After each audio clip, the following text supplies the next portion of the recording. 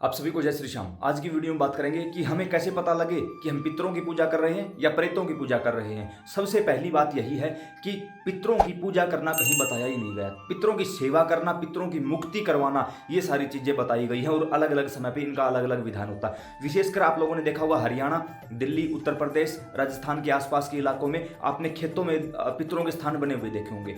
वहां पर स्थान बनाने का मतलब कि उन्होंने अपने पितरों को स्थान दे रखा है। अमावस्या, पूर्णिमा, रविवार या पितृपक्ष में या किसी विशेष अवसर पर पितरों को भोग लगाया जाता है, पितरों की पूजा की जाती है। ऐसे में किन पितरों का स्थान बनाना चाहिए जिनका हमें नाम पता है, जिनका नाम ही नहीं पता कि हमने किस पितर का स्थान बनाया है। अब जो भी व्यक्ति परेशान होता है वो किसी चौकी दरबार पर गया, सामने वाले ने कह दिया पितर दोष है, क्या करें, पितरों का स्थान बना दो। ये तो नहीं बताया किस पितर का स्थान बनाना है, ये तो नहीं बताया कि वो व्यक्ति पितर योनि में गया या नहीं। और जब हम पूछते हैं तो सामने वाला कहता है माता पिता जीवित है ना, तो एक काम कर उन्हीं के नाम का स्थान बना। आपको कैसे पता कि आपके माता पिता पितर बन गए, आपके दादा दादी पितर बन गए? पितर होते कौन है?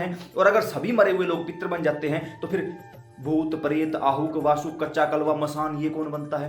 ये डाकनी शाकनी ये कौन बनती हैं? बताओ आप मुझे, पढ़े लिखे लोग हो, सोच के बताओ एक बार।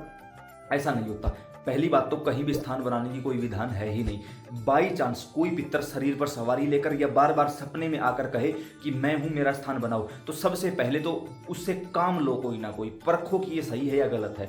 उसके बाद उसका शुद्धिकरण करवाओ और फिर जब लगे कि अब सब कुछ सही है तो ही उसके नाम का आप स्थान बना सकते हो, अन्यथा वो भी जरूरी नहीं है। तो जब तक आप लोगों को ये पता ही नहीं है कि आपके पितर का नाम क्या है और उसके बावजूद भी आपने स्थान बना रखा है, तो प्रेत की पूजा है।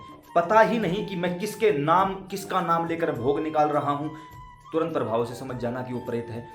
आज तक आपने पिंडदान नहीं करवाया, तर्पण नहीं करवाया, नारायण बलि नहीं करवा रखी, हवन नहीं करवा रखा, पितृ गायत्री नहीं करवा रखी, या किसी भी प्रकार से अपने पितरों को शुद्ध नहीं करवा रखा, उस स्थान को शुद्ध नहीं करवा रखा, जो भोग दे रहे हो उसका कोई टाइम नहीं है, समय नहीं है, या किसी भी प्रकार से उसका किसी नाम लेकर आप भोग नहीं दे रहे हो, तो एक प्रकार से आप पितरों के नहीं, आप टोटली प्रेतों की पूजा कर रहे हो। और याद रखना, प्रेतों की पूजा करने से क्या होगा, कहीं ना कहीं वो हमारे ही घर में हमारा ही नुकसान करेंगे। और फिर हम सोचेंगे कि हम तो दिन रात पूजा कर रहे हैं, स्थान भी बना दिया, पूजा भी हो रही है, फिर हम परेशान क्यों हैं?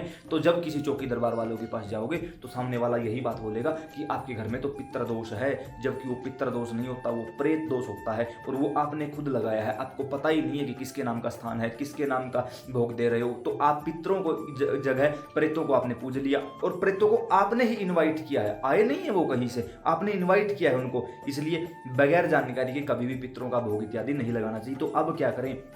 सबसे पहले तो 4 पीढ़ी में जितने भी लोग मरे हैं, माता पिता, दादा दादी, उनसे ऊपर की 4 पीढ़ी देख लो। आपसे ऊपर अगर आपके माता पिता जीवित हैं तो उनसे ऊपर की 4 पीढ़ी किसी भी तीर्थ स्थान पर, जैसे हरिद्वार है, बद्रीनाथ है, गया जी हैं, ऐसे ऐसे दिव्य स्थानों पर जाकर नारायण बलि करवा दो 4 पीढ़ियों की। 4 पीढ़ी में जितने लोग मरे हैं उनकी नारायण बलि करवाते ही जो प्रेत अवस्था में फंसे हुए हैं वो पितृ अवस्था में आ जाएंगे, जो पितृ हैं वो देव पितृ बन जाएंगे।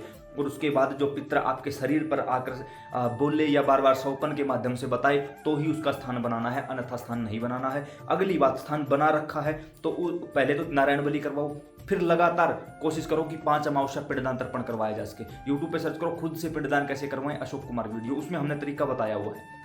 उसके अलावा भी आप अपने पितरों के स्थान पर कम से कम 5 अमावस्या पितरों के स्थान पर ही किसी कर्मकांडी ब्राह्मण द्वारा हवन करवाइए और उसके बाद रिजल्ट देखिए आप, तुरंत प्रभाव से आपको रिजल्ट मिलेगा। जो आपके यहाँ पर प्रेत बैठे हुए हैं वो आपका प्रेत ही पितर रूप में कन्वर्ट हो जाएगा और उसके बाद आपको फायदा देना शुरू करेगा। उसके बाद वो आप अपना नाम भी बताएगा कि मैं कौन हूँ, कितने दिनों से आपका भोग स्वीकार कर रहा हूँ, वो फिर आगे आपको लेके चलेगा। ऐसे ही अगर आप लूटने पिटने से बचना चाहते हो और पितरों के बारे में संपूर्ण जानकारी लेना चाहते हो तो एंड स्क्रीन के रूप में पूरी प्ले लिस्ट लगा दी गई है, एक बार उसको देखना। नीचे डिस्क्रिप्शन में व्हाट्सएप ग्रुप का लिंक है, चाहो तो आप जुड़ सकते हो।